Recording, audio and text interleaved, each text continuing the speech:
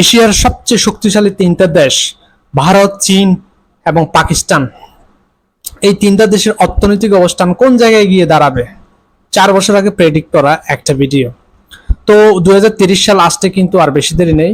2030 সালে এই তিনটা দেশের অর্থনৈতিক অবস্থা কোন জায়গায় গিয়ে দাঁড়াবে। তো সে সময়ের অনুমান করা অবস্থার সাথে বর্তমান সময়ের অবস্থা এবং ভবিষ্যতে 30 সালের অবস্থার মধ্যে একটা তুলনামূলক ভিডিও দেখব। ভিডিওটির টাইটেলটা হচ্ছে অর্থনৈতিক অবস্থা 2030 কে এগিয়ে থাকবে, ভারত, পাকিস্তান না চীন? তো এই ভিডিওটি দেখলে আমরা একটু হলেও আন্দাজ করতে পারবো আসলে বিগত 4 বছরে এই তিনটা দেশ কে বেশি এগিয়েছে এবং 30 সালের মধ্যে কে বেশি এগিয়ে থাকবে। তো চলুন ভিডিওটি দেখি কি বলতেছে। Let's go. 1 2 3। India, China, Pakistan, এই তিনটি দেশের মধ্যে কোন দেশ 2030 সালের মধ্যে অর্থনৈতিক দিক থেকে সবচেয়ে বেশি শক্তিশালী হতে চলেছে এবং সেটা কিভাবে সম্ভব? এবং আমার দেশ ইন্ডিয়া কি আগামী দিনে অর্থনৈতিক দিক থেকে পৃথিবীর সর্বশ্রেষ্ঠ শক্তিশালী দেশ হতে পারবে? ওকে, আপনি কি মনে করেন? তাই ভিডিওটি শেষ পর্যন্ত অবশ্যই দেখবেন। তবে আমার বন্ধুদের একটা কথা বলে রাখি, আমরা কোনো দেশকেই সাপোর্ট করছি না, শুধুমাত্র রিয়েলিটি ইন ফিউচারটা তুলে ধরলাম। নাম্বার 1, পাকিস্তান। এই মুহূর্তে পাকিস্তান অর্থনৈতিক দিক থেকে খুবই খারাপ পরিস্থিতির মধ্যে রয়েছে, এখনো আছে। তবে অনেস্টলি 2025 সালের পাকিস্তান এসেও আছে। প্রাকৃতিক সম্পদে একেবারেই ভরপুর। এখানকার মাটি ভারতের থেকেও অনেক বেশি উর্বর। রিসোর্স আছে টাকা এদের। পয়সা তারা চাষবাসে না লাগিয়ে বেশিরভাগটাই মিলিটারিতে খরচ করে দেয়। তবে তথ্য বলছে পাকিস্তান যদি মিলিটারিতে খরচ কমিয়ে চাষবাসের দিকে বেশি করে নজর দেয়, তাহলে তারাও বিভিন্ন ধরনের ফসল, ধান, ভুট্টা ইত্যাদি বিদেশে এক্সপোর্ট করতে পারবে। তাছাড়া পাকিস্তান সরকার যদি ট্যুরিজম সিকিউরিটি আরও টাইট করে দেয়, তাহলে সেখানে ট্যুরিস্টদের সংখ্যাও আরও বাড়তে পারে।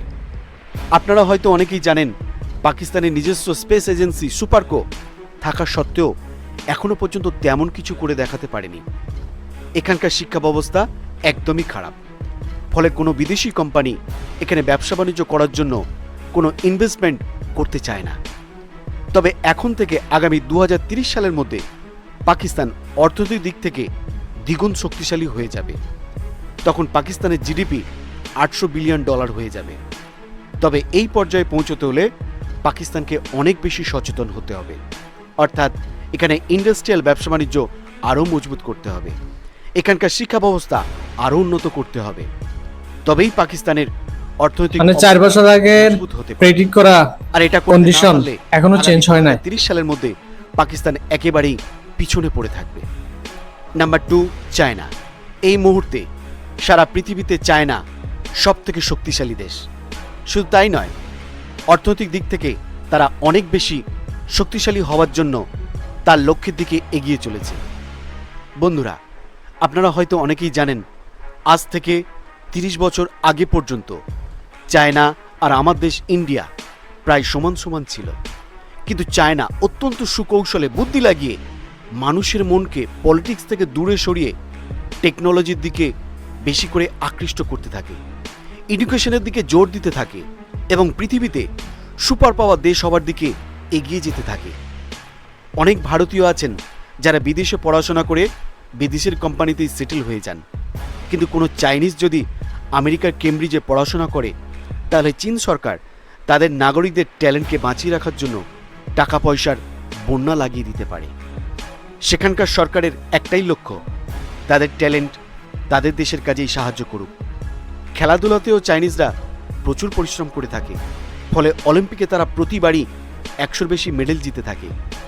এই মুহূর্তে চায়নার জিডিপি $14.2 ট্রিলিয়ন থেকেও বেশি এবং আগামী 2030 সালের মধ্যে চীনের জিডিপি $26.5 ট্রিলিয়ন হয়ে যাবে এবং আগামী 2030 সালের মধ্যে চীনের জিডিপি $26.5 ট্রিলিয়ন হয়ে যাবে। 26.5 ট্রিলিয়ন দিক থেকে আমেরিকাকে এখনো 4 বছর বাকি আছে।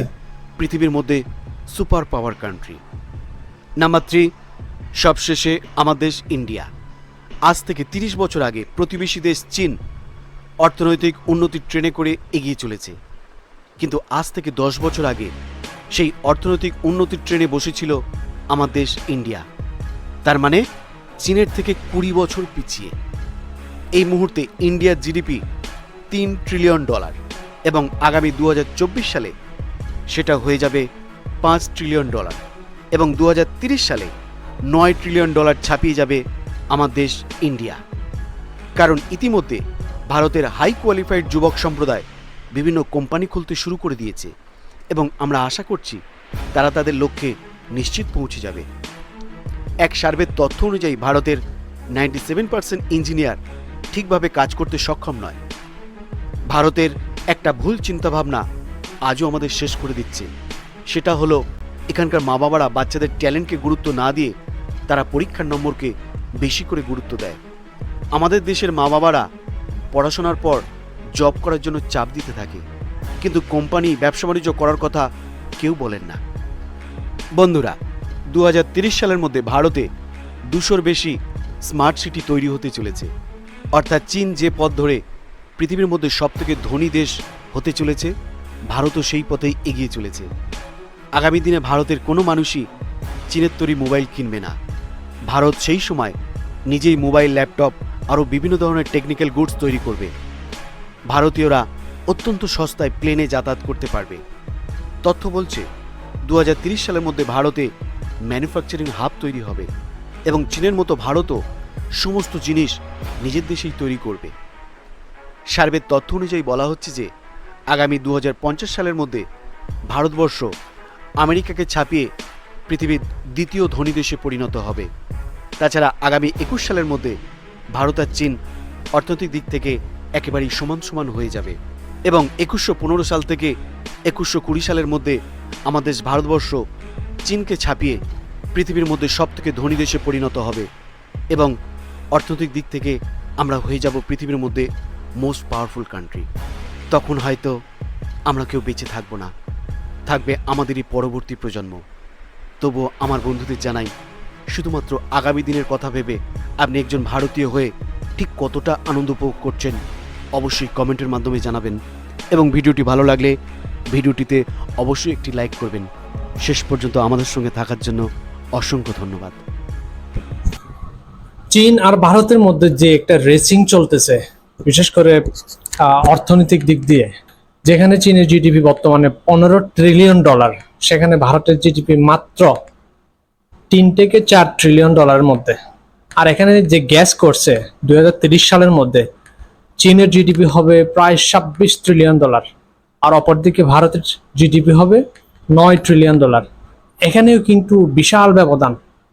অর্থাৎ চীন 1 নম্বরে চলে যাবে, 2030 সালের মধ্যে অর্থনৈতিকভাবে, আর ভারত থাকবে 3 হইতে 4 নম্বরে। পাকিস্তানের কথা তো বাদ, পাকিস্তান অর্থনৈতিকভাবে আগে যেরকম ছিল এখনো সেরকম আছে। 2030 সালের মধ্যে কতটুকু আগাবে সেটাও কিন্তু সন্দেহের বিষয়। কারণ জিডিপির দিক দিয়ে বর্তমানে পাকিস্তান বাংলাদেশের সাথেই পারতেছে না, সেখানে চীন এবং ভারতের সাথে কিভাবে পারবে? তবে এইটুকু স্পষ্ট করে বলা যায় যে ভারত চীনের সাথে পারবে না 2030 সালের মধ্যে। কারণ চীন কতগুলা খুবই আনকমন স্টেপ নিয়েছে, সেগুলো হচ্ছে মেধা পাচার রোধ। ইয়েস বন্ধুরা, চীন কিন্তু নিজেদের দেশের মেধা নিজেদের দেশের মধ্যে রাখতে চায়, বিদেশে কিন্তু পাচার হতে দেয় না। অপরদিকে ইন্ডিয়া কিন্তু সেইটা ধরে রাখতে পারে না।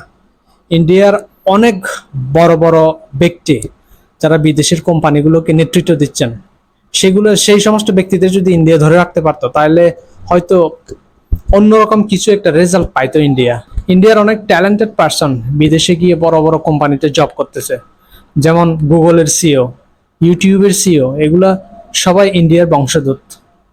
অপরদিকে চীন কিন্তু সেই কাজটা করে না। চীন নিজেদের দেশের মেধা নিজেদের মধ্যে রাখে, শত চেষ্টা করে হলেও চাকরির ব্যবস্থা করে দিয়ে নিজেদের দেশে কাজে লাগায়, নিজেদের দেশের জন্য কাজে লাগায়।